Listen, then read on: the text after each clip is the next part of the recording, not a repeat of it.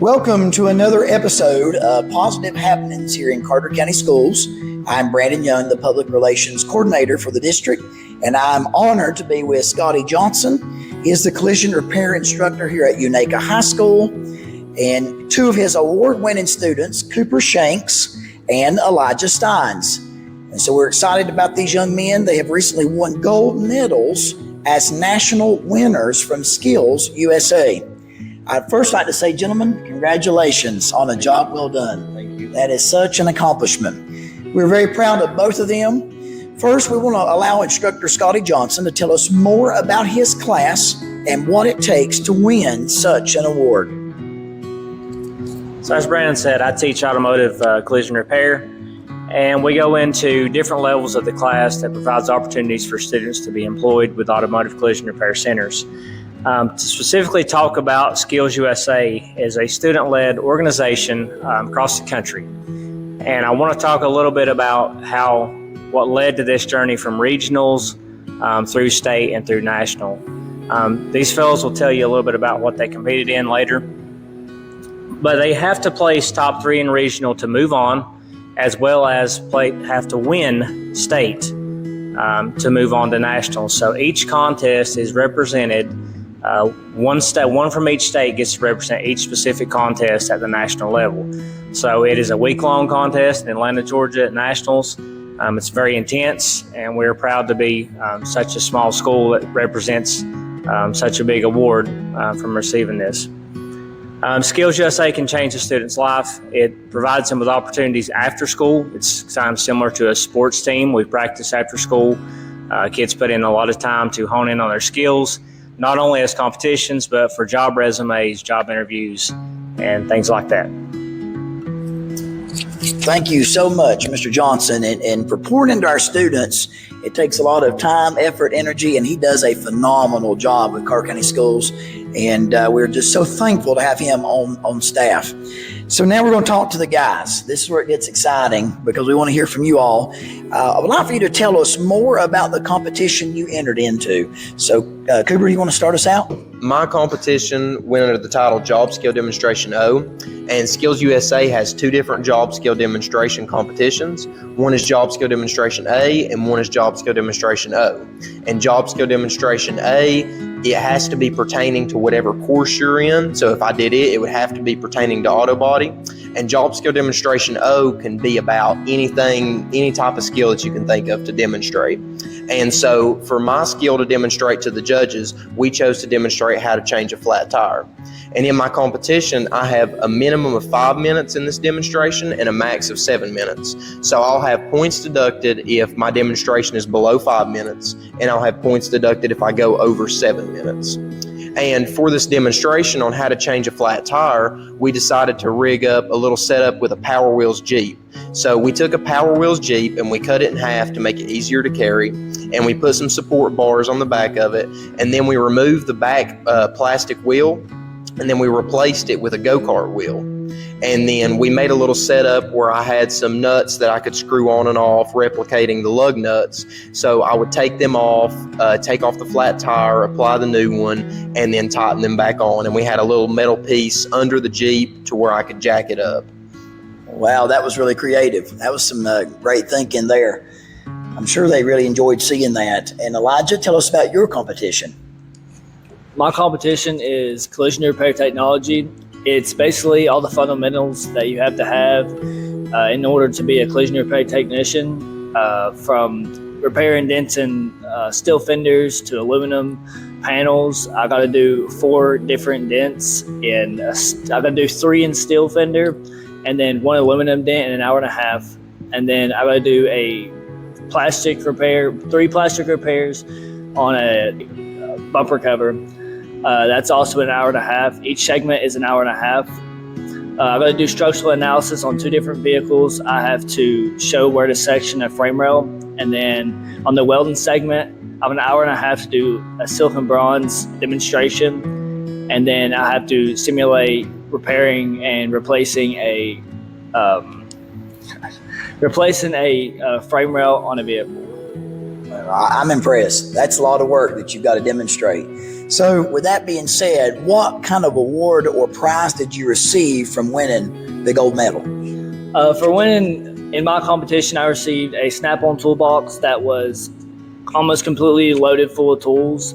I received 2 different type of welders, a Miller 211 and a Chief 240. They both do silicon, bronze, and aluminum. They can do steel, anything you can really think of. I received a scholarship, around a $40,000 scholarship, to go to one of the best technical schools in the country, Lincoln Tech. And I received multiple job offers. I received a welding helmet. I received a bunch of different tools that cost a lot of money, and I'm very grateful for that. Wow, that's truly amazing. How do you reach the national level? And I'll let you answer that, Elijah, then you pass it over to Cooper. How do you get to this point where you enter a national contest and win? So what brought you to this? It's really about dedication to your craft. In my situation, I really love to work on cars, and I'm really passionate about the collision repair industry.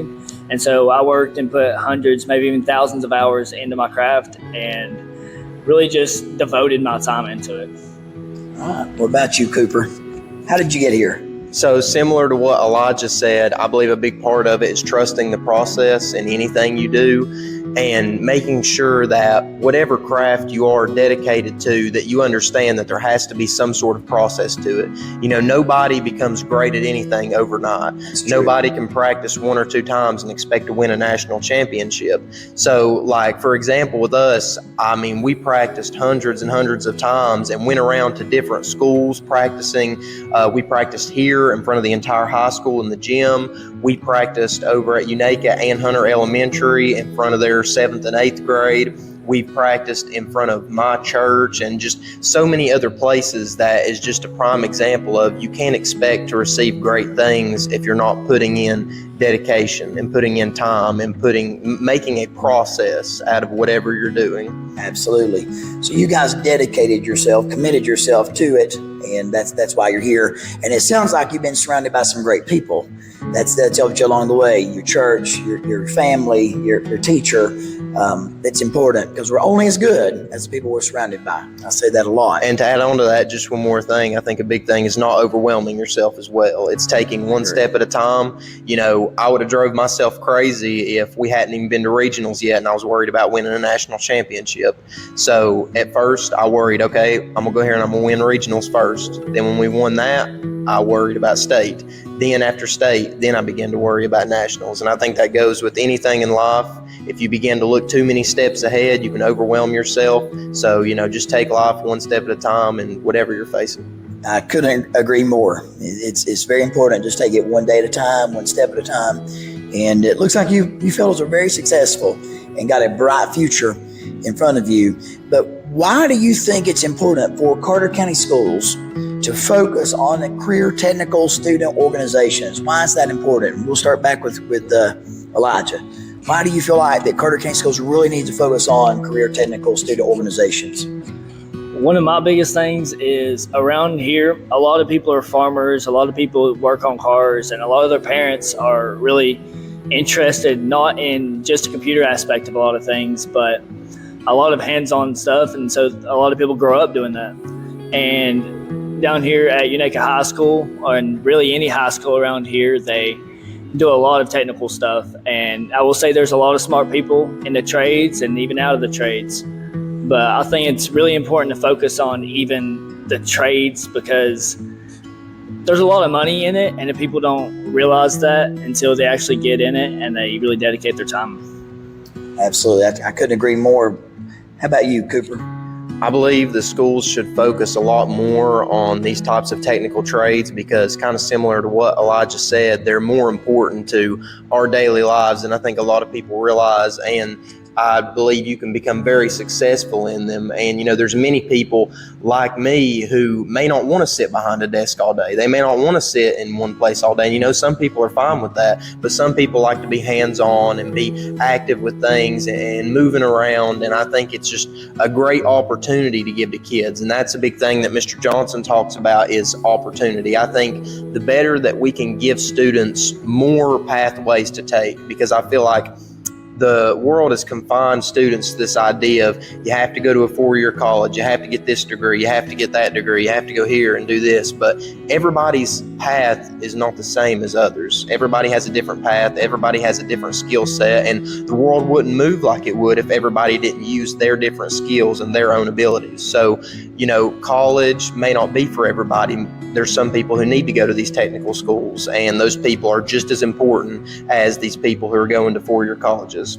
Absolutely. That's some great words of wisdom right there. And so you young men are very mature, and I think all of our viewers would probably want to know what's next in your journey. What do you feel like is the next steps in your journey? So what you want to tell us, Elijah? Well, I plan on going to Shanghai, China in 2026 to compete at the world level and hopefully win that. But for now, I'm going to be staying where I work right now, which is Wallace Collision Center in Bristol, Tennessee, and hopefully get more OEM training and be able to move up in my career there. Cooper, what's your next steps? Not to overwhelm you, but what are you thinking about doing? Well, right now I'm planning on maybe going over to Northeast for some type of degree. Right now I really have my eyes set on aviation mechanics and maybe getting a job at Bell. But, I've been reconsidering that in some ways. It's really hard to decide right now, but I know Mr. Johnson said he's going to help me with this coming year. And I think my senior year, I'm going to focus a lot on painting and maybe decide if I want to go into that or maybe even go over and see some of the other classes that they have to offer at Northeast. So right now we're not 100% sure, but I do have some ideas of what I might want to do. And those things do include the trades. Both those sound great, and we can't begin to tell you just how proud we are of you and how you have represented Carter County Schools on a national level and hopefully soon on a world level. And you are representing us well. You're great student ambassadors, and we're most appreciative, and we're just grateful that we get to share your story. One more thing I would like to say, I'm proud of these 2 young men. To win a national championship in such a small town is a huge thing. I want to tell our story about our SkillsUSA chapter a little bit, though. What we was motivated by this year was simple: trust in the process and outwork them, and the rest will follow. When you present this at the beginning of the school year, it's $14 for a membership, and I always tell my students, $14 can lead you to a national championship, or it can lead you to a free meal. Whichever one you choose, it's just an opportunity to take.